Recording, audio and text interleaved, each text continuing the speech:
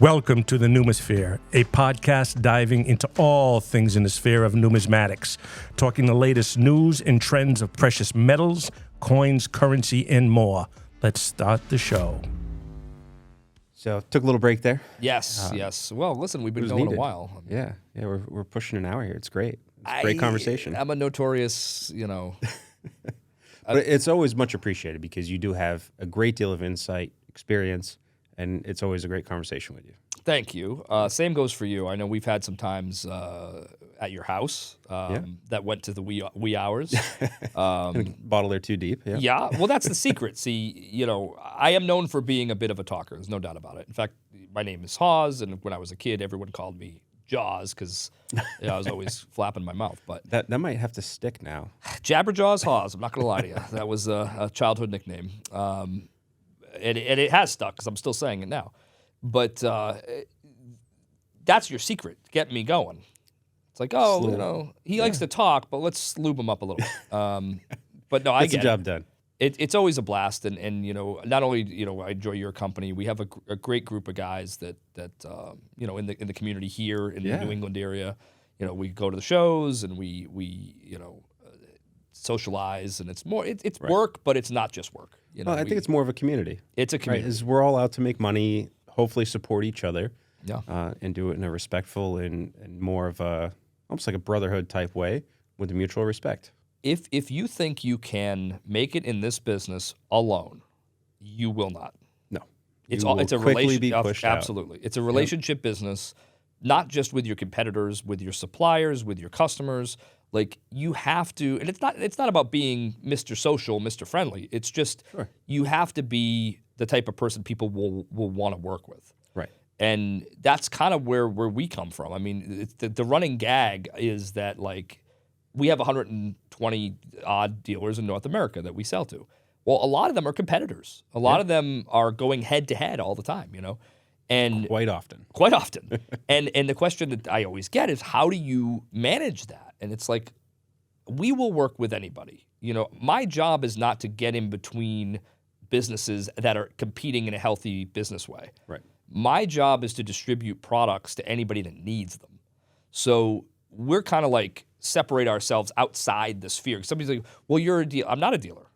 We don't sell retail. We don't deal with the public. We're just a distributor. Yep. Yeah, just a wholesale distributor. So we can kind of like just step back from that a little bit and say, these guys all are competing for parts of the market, competing with each other, but we're going to supply all of them. Because and you're doing it at the same price point. Oh, yeah. So there's no favoritism at all. There, right? No, not at all. You get what you get. Here's the price. You guys do what you want on the other end. You know what? I'm sure some of my biggest customers are going to watch this, and the first thing they're going to do is nod and go, yeah, we've been complaining about that for years.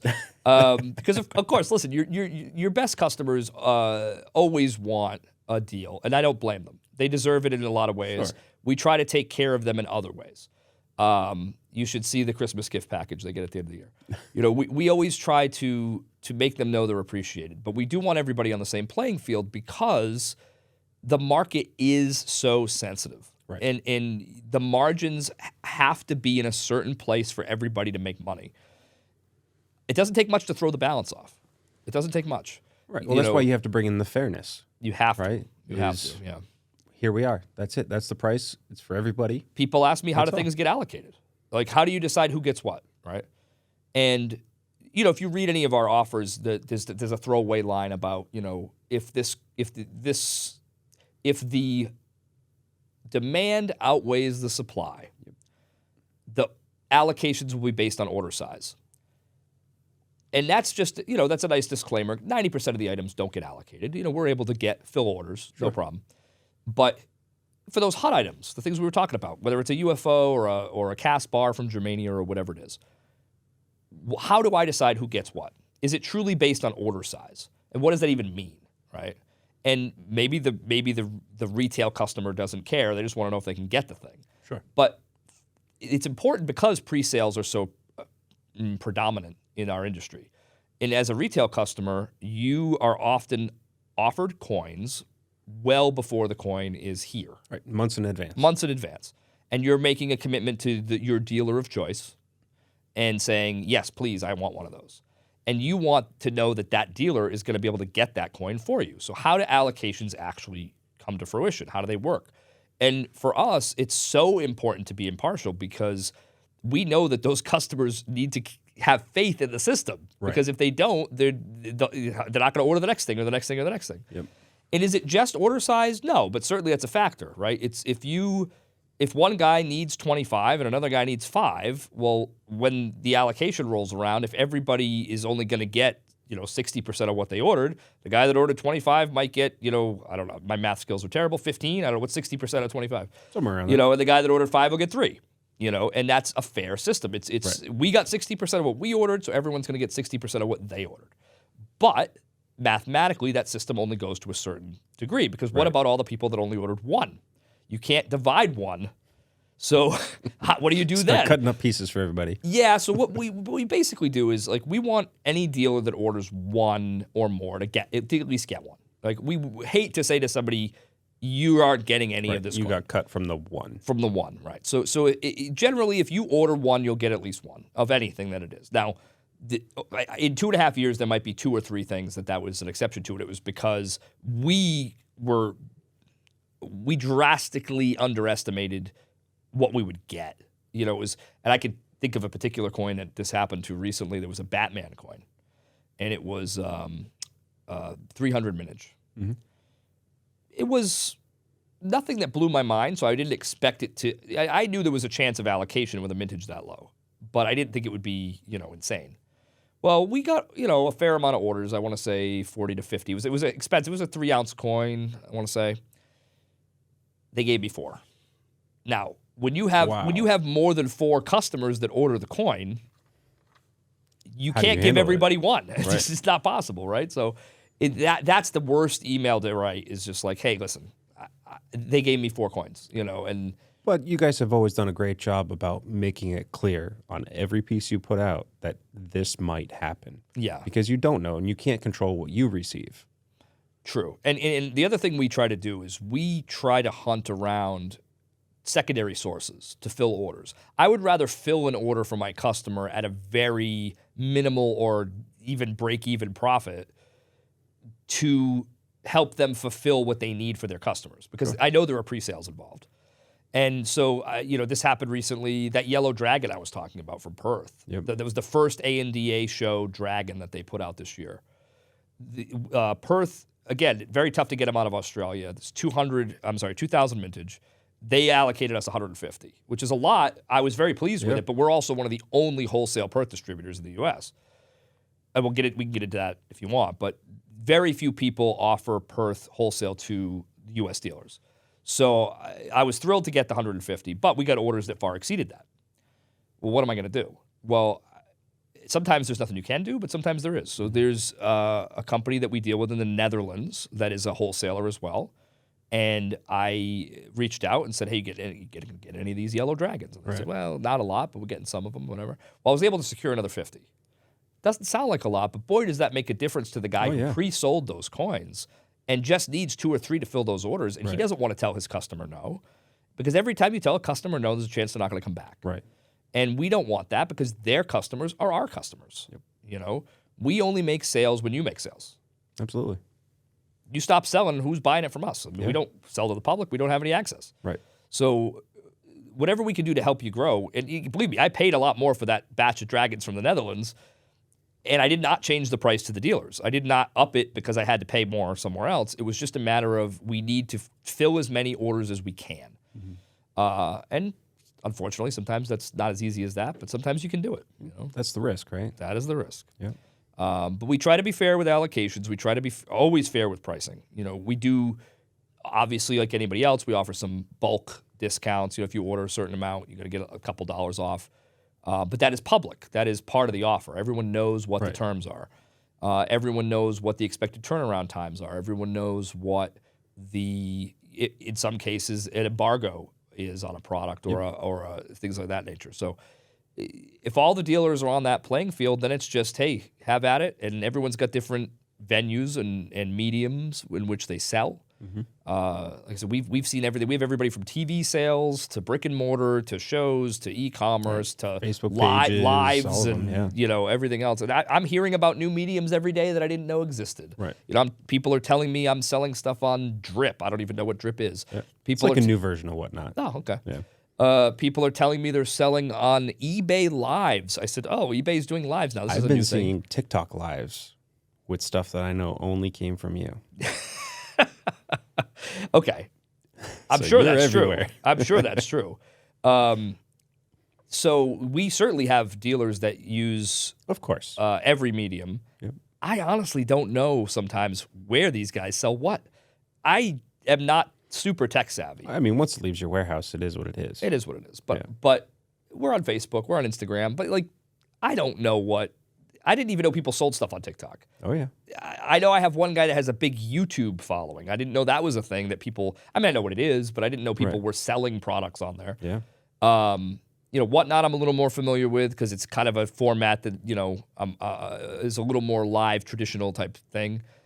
But when I heard eBay was doing lives, that was something I had not They have heard to of. keep up with Whatnot.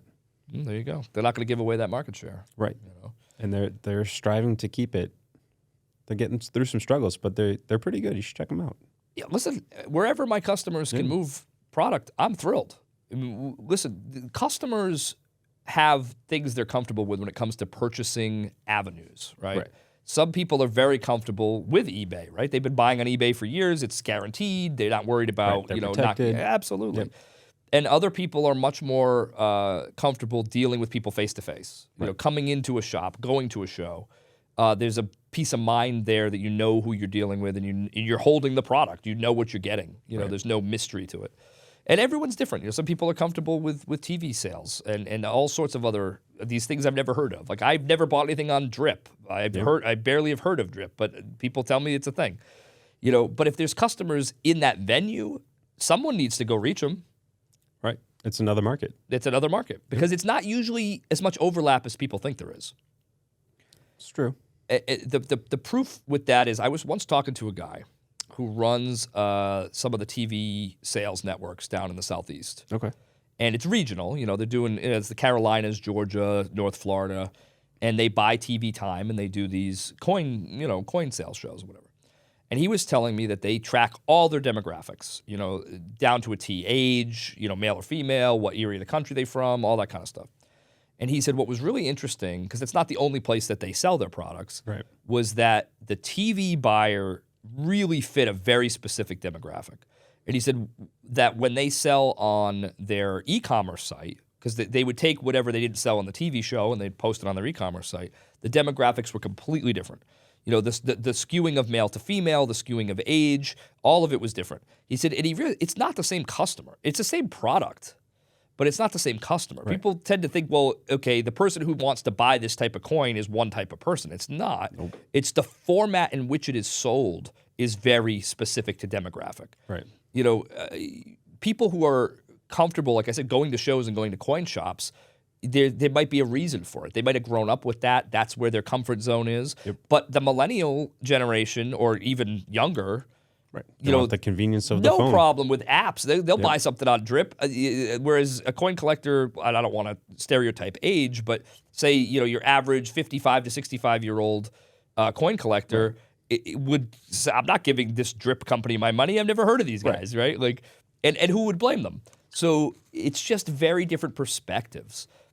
You want to get that product in front of all those different groups. It's not about the product. The millennial, 30. I don't even know how old a millennial is now.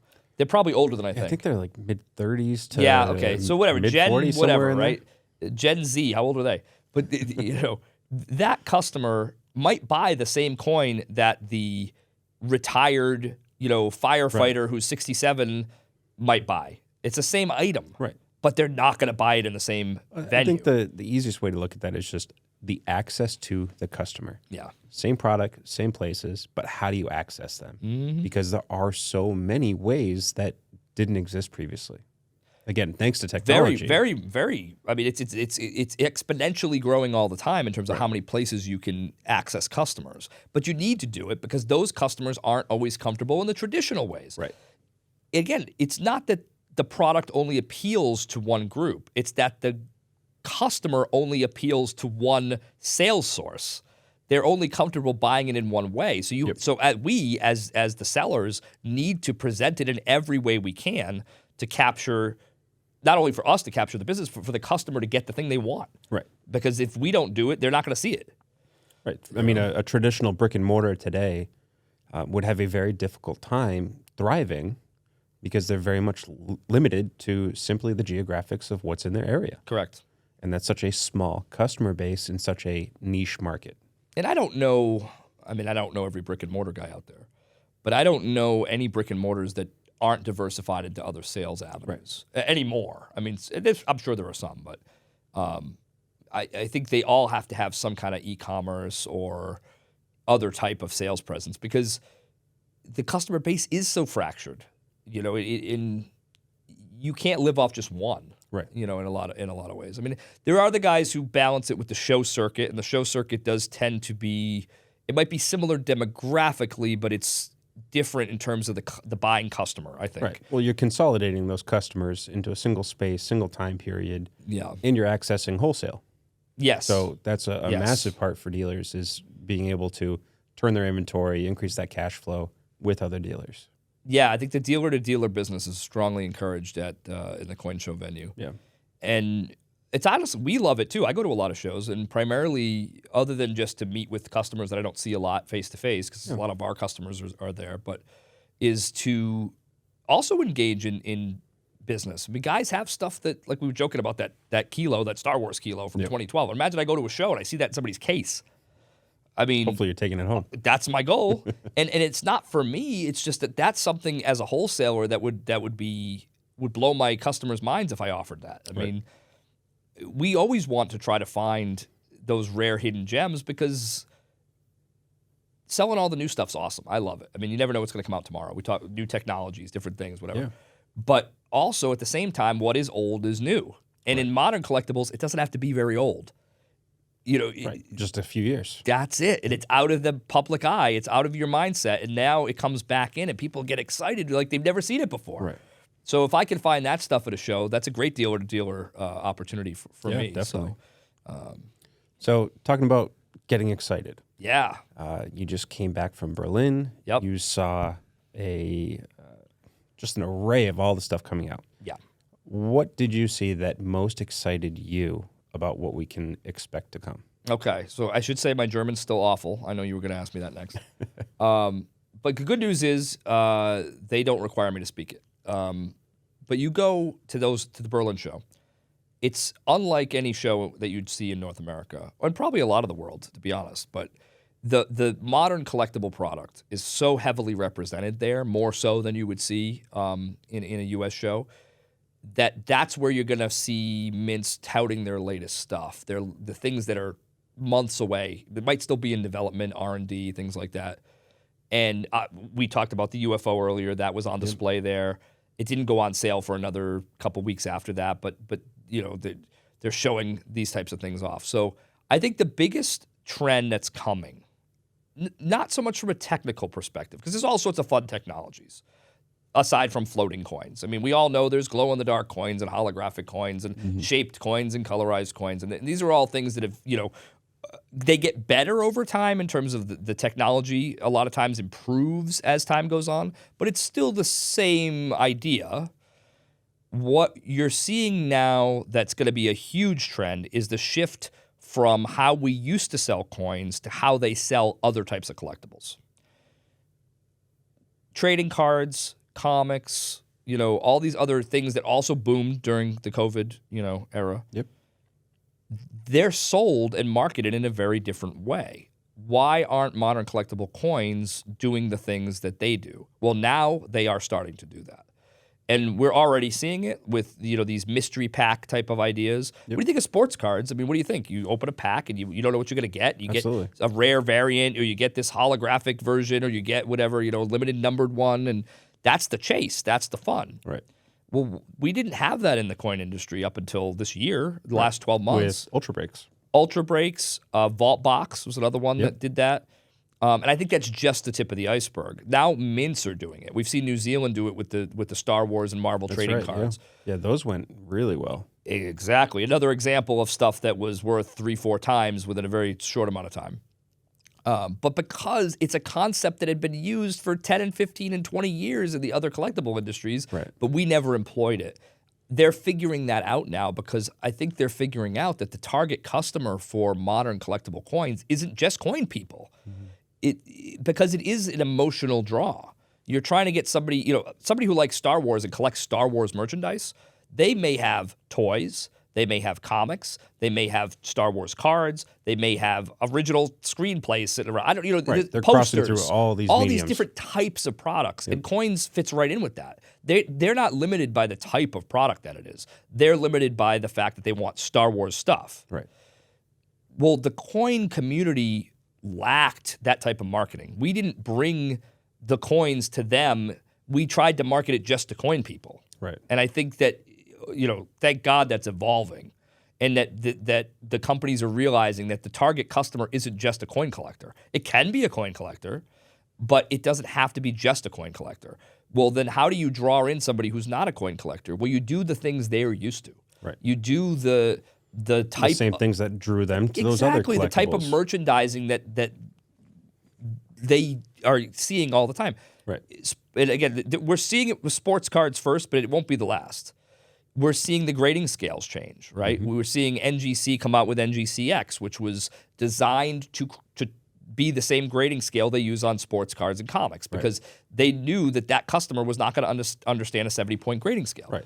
So these are all the things that we're just starting to see, but I think that's the trend that you're going to see mints do. And this is something I definitely can't talk about, but I won't use any names. This just happened today. This I is swear to God. exclusive right here. There's a very large mint. It's not New Zealand. I can't say who it is because it's all confidential, embargoed, whatever. Another mint that is going to release a very popular product that they've already made in the past that's extremely popular in 5 different versions in a mystery pack with differing rarities per version. Okay. Now, I'll give you, I can't say anything about it, but I'll give you a parallel example that isn't true. So let's say, since we've brought it up before, we'll talk about the Perth Lunar Dragon. Now, imagine that Perth, they made those great different carded ones, like we said, for specific shows, and they made some other rare versions for different things. But imagine that they made 5 different versions of that coin, meaning colorized, holographic, maybe one that was made of gold, more expensive, whatever. And they took those 5 versions, and one had a mintage of 5,000, and one had a mintage of 2,500, one was 1,000, one was 500, and one was 250. Extremely rare.